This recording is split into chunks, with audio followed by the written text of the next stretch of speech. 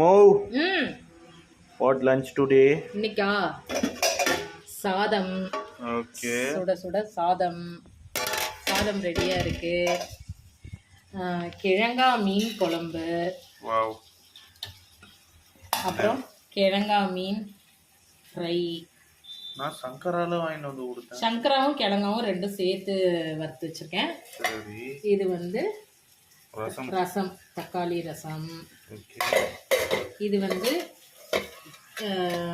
மீன் குழம்பு வதக்கும் போதே வெஜிடேரியன் குழம்பு இது.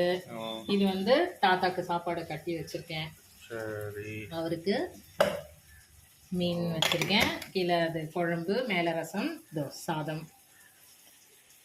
அதுக்கப்புறமா கத்திரிக்காய் பெரட்டல், வெஜிடேரியன் கத்திரிக்காய் பெரட்டல்.